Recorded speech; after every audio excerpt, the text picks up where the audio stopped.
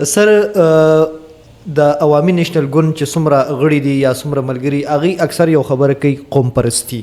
او بعضې خلک د دې چې کوم دی خلاف دي دا قوم پرستي دی څه شي او دا خلک ورسره اختلاف ولې ساتي داسې ده چې قوم پرستي خو ډېره ساده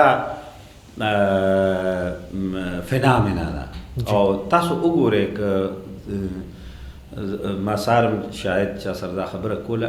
دلته چې دا کله تحریک خلافت راغی تحریک خلافت چې دی نو دا یو قوم پرست مومنټ نو دا قوم پرست مومنټ ولې و چې د خلافت عثمانیې اختتام چا کړی د هغه خلاف مسلمانان را پاسېدل خو دې ته اوس وګوره چې ټول مسلمانان را پاسېدل که نه ګوره قوم پرستي چې ده د خپل قام سره مینه ده د خپل قام د مذهب سره مینه ده د خپل قام د ژبې سره مینه ده د خپل قام د خاورې سره مینه ده د خپل قام د پښتونولۍ سره مینه ده او د خپل قام د کلتور سره مینه ده اوس ته ماته ته ووایه چې داسې به څوک زی روح انساني چې هغه به وایي چې زه خو پښتون یم خو قام پرست نه یم ګوره زه اکثر او د دې مخالفت چې څوک کوي که نه نو هغه مخالفت نه کوي هغه اصل کې هغه مذهبي ذهن والا خلق چې هغوی دا ګڼي چې ګینې دا مذهب چې دی نو دا مختلف چیز دی او دا قوم پرستي یې لکه د خدای ولی ته دې وخت کې وګوره که نه نن سبا چې تا سره په دې ملک کې څه مسله پېښه شي ستا په پېښور کې چې دماکو شي نو په کوم کشمیر کې احتجاج کېږي یا خو د مسلمانانو ملک دی په کوم فلسطین کې احتجاج کېږي یا خو د مسلمانانو ملک دی په کوم اقوام متحده کې په یو اے ای کې په دوبۍ کې په ملیشیا کې په انډونیشیا کې احتجاج کېږي تا دپاره څوک احتجاج نه کوي ځکه احتجاج نه کوي چې ګڼي چې ته زما نه یو بیل قام یې ګڼي چې ته زما نه یو بیل نسل یې ګڼي چې ستا ژبه زما نه بیله ده ګڼي چې زما او ستا کلتور بیل دی ګڼي چې زما او ستا د ژوند د تېرولو طریقه بدله ده موږ څه کوو موږ ولې راپاسو موږ په خپل ځان ولې ځایریږو ځکه چې زما د قام ژبه تاسو وګورئ که نه موږ افغانانو باندې ولې ځایریږو زما او د هغه ژبه یو ده زما او د هغه کلتور یو دی زما او د هغه تهذیب یو دی زما او د هغه مذهب یو دی زما او د هغه کعبه یوه ده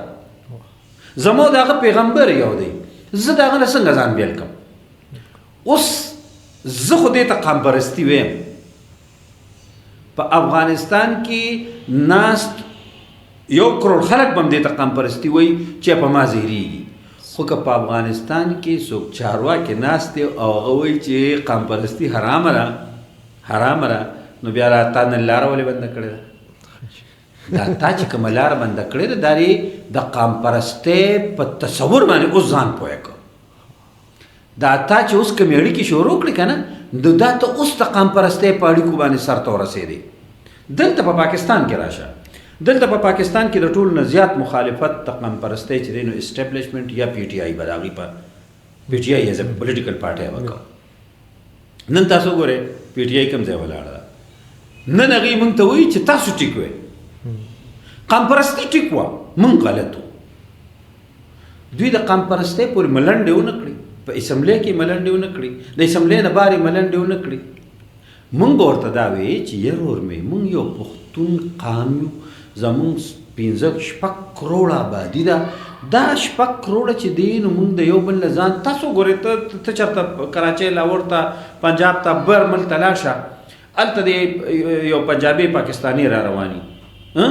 ستا به پروا ني خو که یو کس را روان و هغه خپلو بچو سره پښتو کې خبرې وکړي نو ته به ورودانګې ځان ته به یې را تر غاړه باسې تپوس پوښتنه به کوي د کوم ځای لکه او لومبې به ته هغه وایي مړ خبرې به وروسته کړو راځئ چې لومبې چیز کړو لومبې روټۍ وخورو بالکل همدغسې دا ولې دا ځکه چې موږ قام پرست یو زموږ نیچر کې قام پرستي ده زمونږ په دې ټوله خاوره کې قام پرستي ده ګوره هغه زمونږ چې دا کوم فطري خاوره ده فطري په کوم تکون کې چې ده په هغې کې افغانستان هم راځي په هغې کې خوزداره پورې علاقه هم راځي د کوه سلیمان غرونه هم پکې راځي نو کوم ځای کې چې زه دلته خلک قام ژبې ګورم دا زما قام نه دی زه په دې ځایریږم نه البته دا ده که چېرې ته وایې چې قام پرستي ګناه ده نو بیا به ماته د مذهب د لارې ښیې، دلیل وخی. ته به ماته د حدیث د لارې ښیې، ته به ماته د کتاب د لارې ښیې چې بھئی د دې لاندې چې کوم دی قام پرستی ګناه ده، بیا به پرې مکالمه کوو، صحیح بیا به پرې بحث کوو. صحیح. هغه بحث داسې دی چې به جګړې مونږ به کینو که نه. لکه اوس ما تاسو ته ووایي چې تېرو ورځو کې دا د کلتور او د مذهب جګړه روانه وه، جی غالبا د ملکن یونیورسټۍ کې واقع شوې وه. نو د هغې نه پس نو ما ته هم یو مکالمه شروع شوه، نو ما ته هم په یونیورسټۍ کې یو عالم صاحب ووایي چې دا کلتور چې د اسلام کې نشته که نه. نو ما هغه ته وویل ما خفه کېږم، مې ستا د ښځې څه نوم دی؟ نو دې جذباتو کې راغی، ما ته وایي ستا د ښځې څه نوم دی؟ نو ما ورته زما د ښځې نوم دی مایده بیګم. خو مې ته ولې نه وایې؟ ته خو مذهبي سړی، ته ولې نه وایې؟ نو ده ما ته وایي چې ما یې ګوره زما وره دا چې کم خلک قام پرست دي که نه، نو دوی مذهب او کلتور دواړه یو بل سره ایډجسټ کړي دي.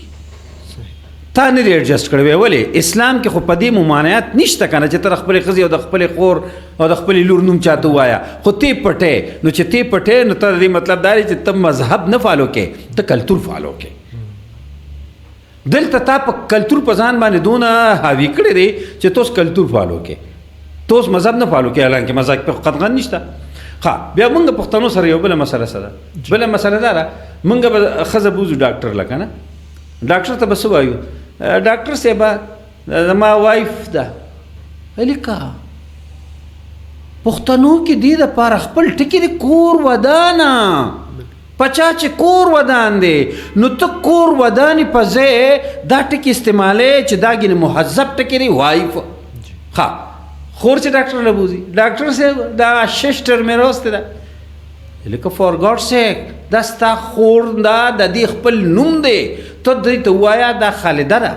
دا سایره ده، دا زما لورکۍ ده، د هغې خپل شناخت دی. نو چې ته شناخت تروړې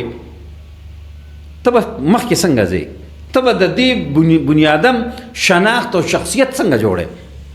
همدغه وجه ده چې نن هم مونږه زمونږ بچو ته څه مسله پیښه شي که نه، نو هغې ړومبې ټلیفون پلار ته کوي، ړومبې ټلیفون مور ته کوي،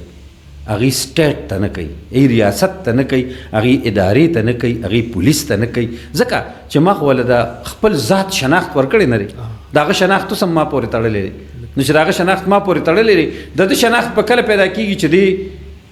د شپېتو کالو شي، نو بیا فایده څه ده؟ نو دا ګوره د قام پرستۍ او د مذهب په منځ کې څه شخړه نه ده، جنګ نه دی. قام پرستي صرف دې ته وایي چې مذهبونه د خاورې سره تړلي مذهبونه هغه ټول خپل ګڼي، هغې وایي چې دا مذهبونه هم د دې خاورې دي، د دې ځي دي. اوس داسې ما ته ده ووایه داسې به څوک وي چې هغه به